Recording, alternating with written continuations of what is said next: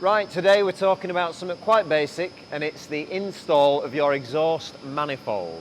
And for today's video, we're going to need an exhaust manifold, that's a given. And the exhaust manifold that we're using today is a stainless steel twin scroll T3 or T4 fitment with Turbosmart 40mm wastegate fitting, flange, whatever you want to call it. Nice though, isn't it? No bibbly bobbly bits, and the design of this is super compact, so you can fit it in pretty much everything. This is kind of like our budget range of products, so really nicely made, high quality like the rest of our stuff, but to appeal for the guys that don't want to spend £1,200 etc. on a billet manifold. This thing fills the gap because you don't have to pay for any ceramic coating. It's stainless steel, so it's going to look cool forever, and with it being a cast manifold, it's a lot cheaper to produce. Obviously, just a very high quality casting. So what else are we going to need for today's video? Mercedes genuine multi-layer steel gasket. I wouldn't use anything else. 16 M8 bolts, just a normal 8.8 tensile, nothing special, and 16 Nord lock washers, which are going to prevent those fastenings from coming loose as the heat expands and contracts over time. Right, so without any further ado, let's put a little bit of copper grease on those bolts and get this bad boy fitted.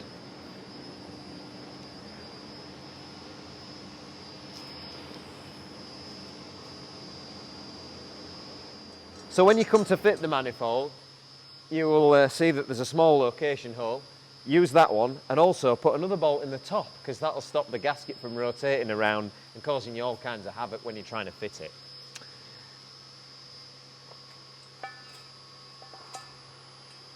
Obviously, it doesn't help if your engine is not mounted to something nice and solid, like mine isn't.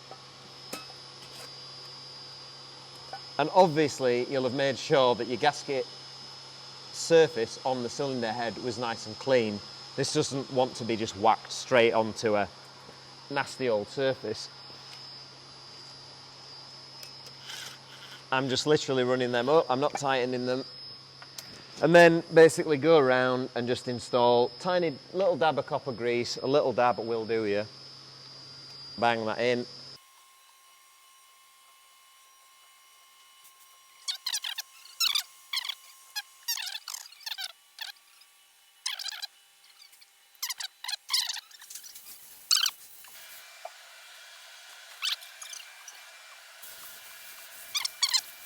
You can see all these bolts are slack, and I've got some play, which you do on this manifold, a stock manifold, a cast manifold, you name it, all of them.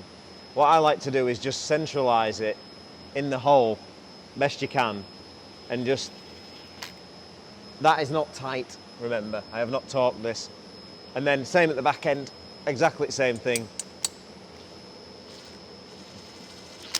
There we go. And then just run them all down. You can do this with a little electric gun or whatever you want to do. We're not tightening them at this stage, we're just running them down.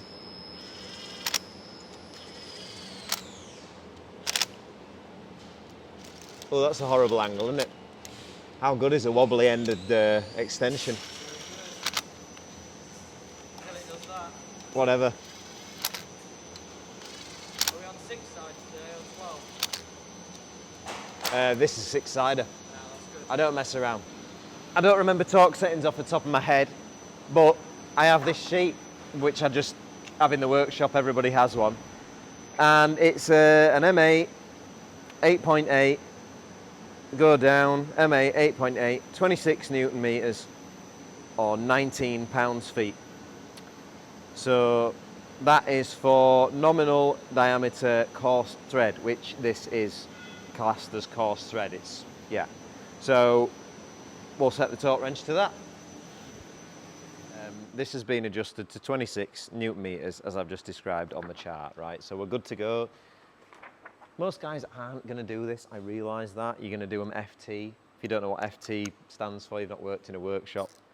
Or if you're foreign, FT basically means a rude word and tight. Right, start in the middle and work your way out, yeah? So, I'm going to take it up. Is it going to beep? Is it going to beep? Yeah, I didn't think it was going to go.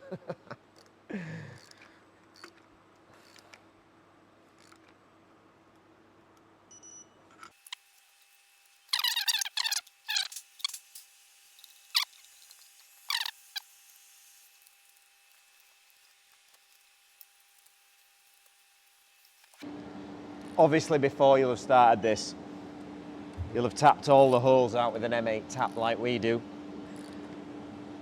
so that all the bolts are going in nicely and it's not corrupting your torque value with a binding bolt.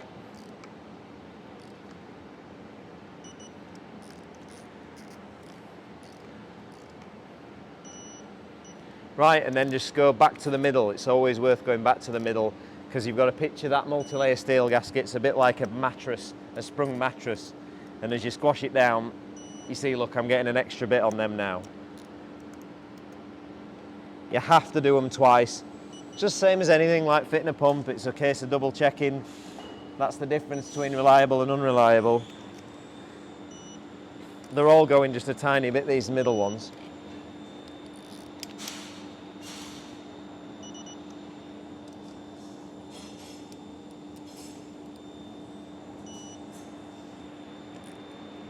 I think I've done them.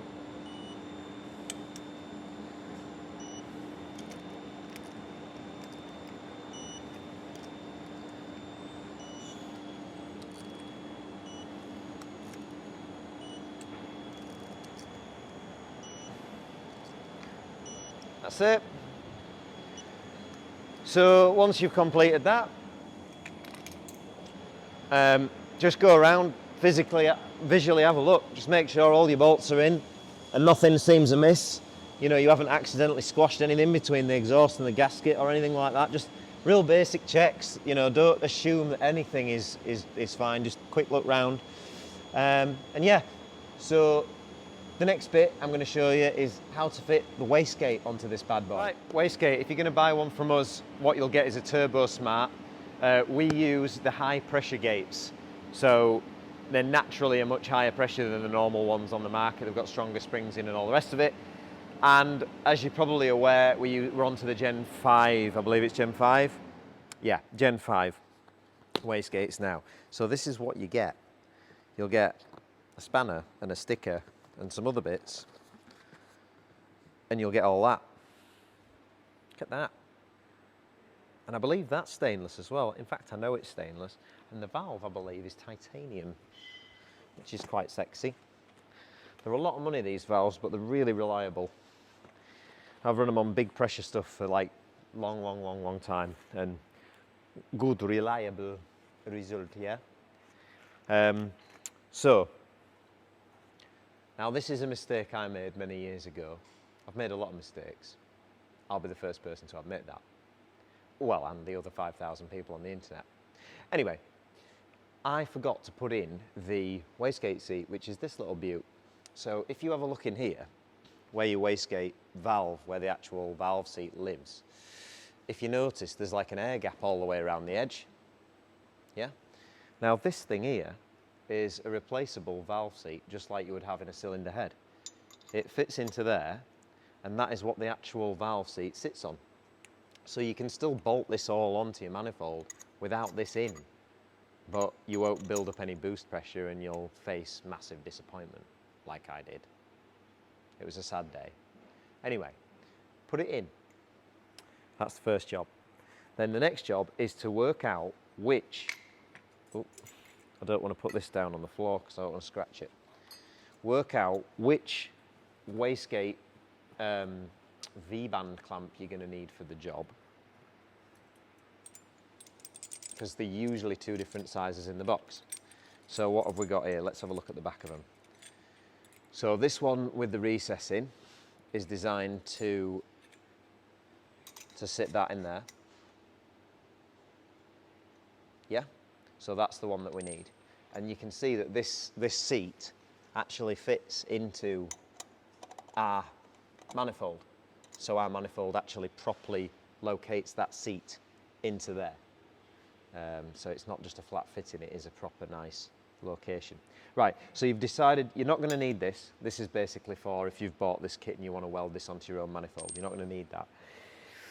First thing to do with this clamp, take the nut off and lubricate the threads, because the last thing you want is that nut galling when you're taking it on and off.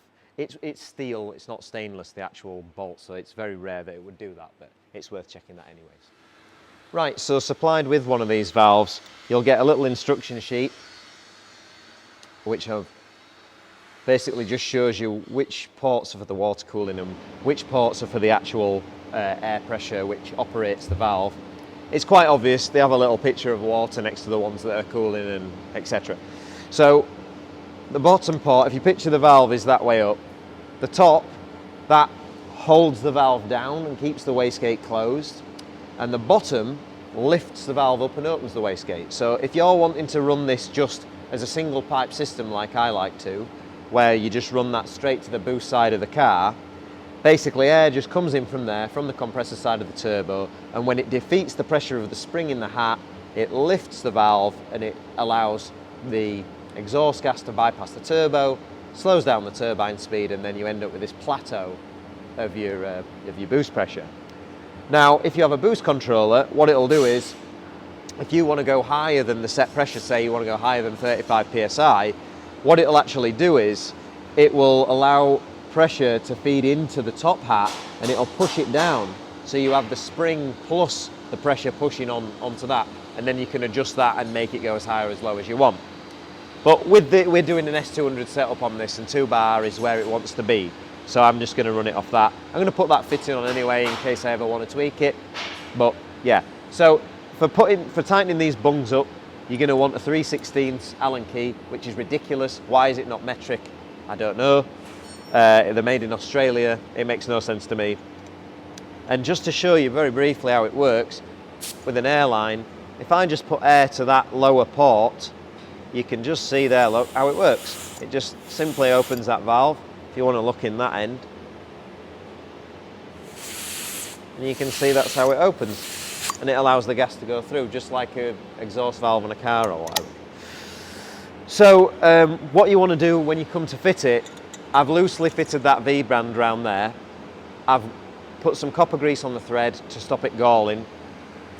And I'm literally going to pop that on there like that. I haven't quite decided the position I want it to be clocked yet. Let me just get that first.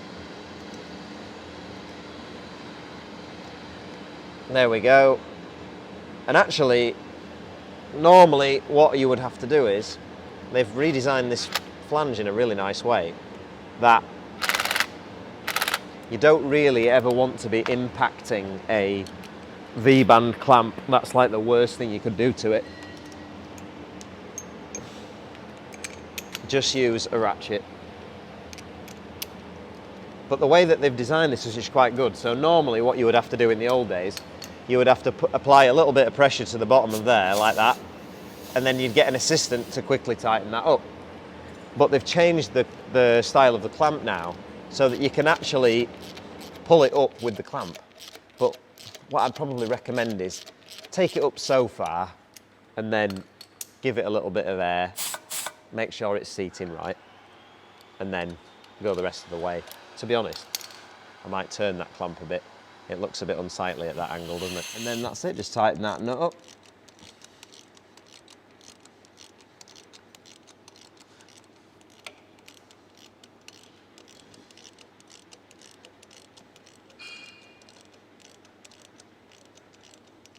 We'll get there. Are you basically going to have a screamer pipe on that? Yes. Yes. Down to the ground? Yeah.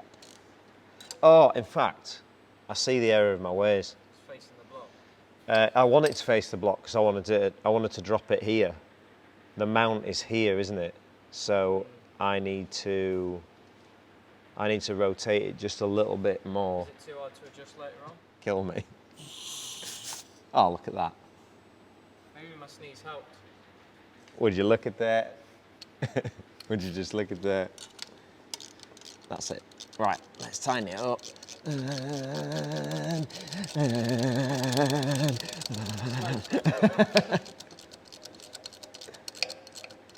sure it's even in gear? And it's not just rounding the nut off. It's definitely in gear, it's just there's not many threads left on the nut. God, it's sickening some. Ah, I know why. Because it's done. Right, so now I'm pleased that that's done. And you've used all the tools in your Imperial set to fit that. You're going to be proud.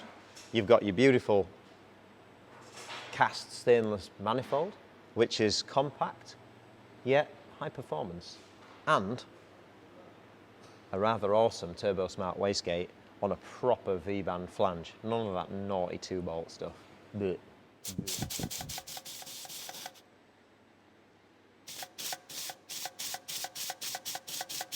I'm a wastegate, I'm a wastegate, I'm a wastegate, I'm a wastegate. Right, let's talk about this manifold and a few little details. So before I mentioned it can be T3 or T4, let's show what that means. So this is a T3 undivided, so that's an open. You can get to obviously T3 divided or undivided. And look how it sits on there. It uses the inner pattern of bolts. And then obviously if it was divided it'd have a section there, but I'm going to be using this on an open housing turbo.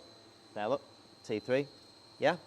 Now if you've got a T4 turbo, which this is designed for T3 or T4, as you can see there, look, you're going to have some extra material around the edges. Now, take your Sharpie out your overall pocket, and if you just line that up roughly, what you would need to do is basically just take a Sharpie, mark around there, and you're going to need something like a carbide burr in a die grinder or something like that, and die grind that out so that obviously it has smooth transitional ports. You don't have to do it, you could literally leave it as it is, the turbo will still work, but obviously to match your ports is the ideal situation. And I've left all this material on there for you to be able to do that. That was why it's been done like this. So you can do that.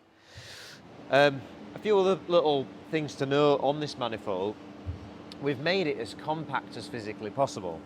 So this section here at the back is pulled in as far as possible with an angle on it so that you can get a downpipe clearance, downpipe room on something like a W124 model, like a right-hand drive or something like that, where you want to get a 3-inch downpipe down the back. And on the front, you'll notice this comes at quite a sharp angle. This is actually, the angle is just the same as the tubular manifolds we used to make for right-hand drive cars, so we knew that it wasn't going to be power robbing in that respect. But having that angle there allows us to go have a wide range of compressor outlets and not rub on this section of the manifold. If you can imagine that compressor coming down like that, if we had a big lump there, then obviously it causes problems for that. So it's quite universal. I'm not going to stand here and suggest that one manifold can fit every single application out there, but I think this is going to be close to it. And the good thing is we've given enough offset and tilt so that HX40, for example, big turbo, HX35, you know, they will fit. So the turbos, I will mention actually the turbos that I know that do fit on this. So S300, S200, HX35, HX30, HX40. That'll carry over to a few Garrett models as well, but I don't use Garrett very often, so I'm not going to claim that. I have no idea if an HX50 or 55 is going to fit. I would say they're going to be too big, but by all means try it. And yeah, hope you like it. I like it. Stainless. Right, so we're going to fit the turbocharger. This one we're using today, it's going in one of my cars, so obviously it's going to be my favourite turbo. And it's the S200 Borg Warner. I'm using the extra small housing on the back of this. So these turbos with the extra small housing probably won't manage 400 horsepower, but they will spool up real low down for a big frame turbo. You know, to be in the high 300s and still spooling at 2,000 RPM, just a little over, in my opinion, for a big turbo is really good. So again, we're going to use Nord locks. This time we're going to use Allen bolts because it's easier to access them. And a little bit of copper slip again. This is the amazing thing, the great thing about using Nord locks is that you can actually lubricate your fasteners. and not worry about them coming out because they're mechanically not going to come out, which is pretty exciting. So, same as before.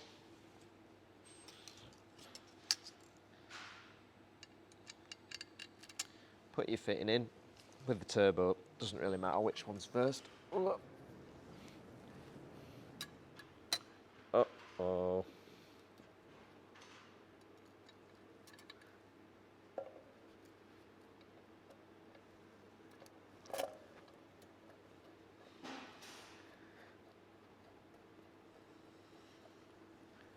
And you want to just obviously leave them all slack until they're all in. I'm swapping them. I prefer bolts.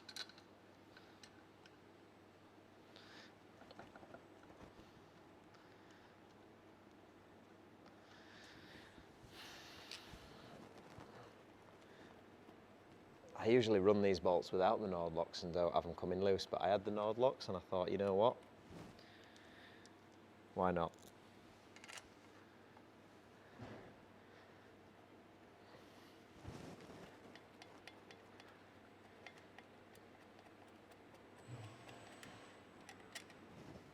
They're actually lower grade as well, so have a look at the 8.8 M10, see what the chart says.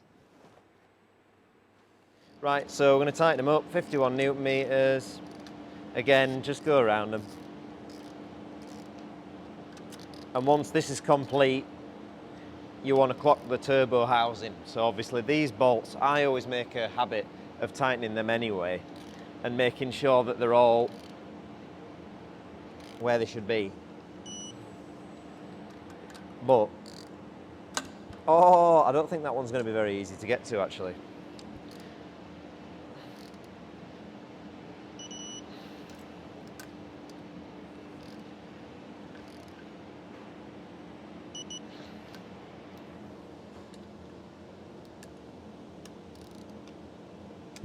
I think that one's going to have to be a spanner. Oh, I don't think it's the length that's the problem, look. I just can't get the angle. What about a wobble pin? No, it's going to have to be a spanner. Universal joint. You could probably do it with a crow's foot. A what? Crow's foot. It's like a spanner end that you can put on a... Right,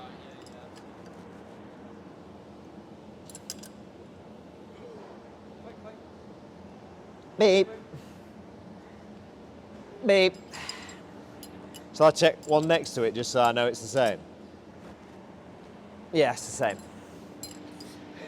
Proper engineering. Right, so you're going to rotate that. That's going to be your next job. I'm going to have this one pointing up, which is kind of weird. You're going to see why soon. But anyway, I hope you've enjoyed it. Manifold. I hope you've enjoyed it. I hope you've enjoyed it. Manifold fitment. And turbo fitment. So long for now.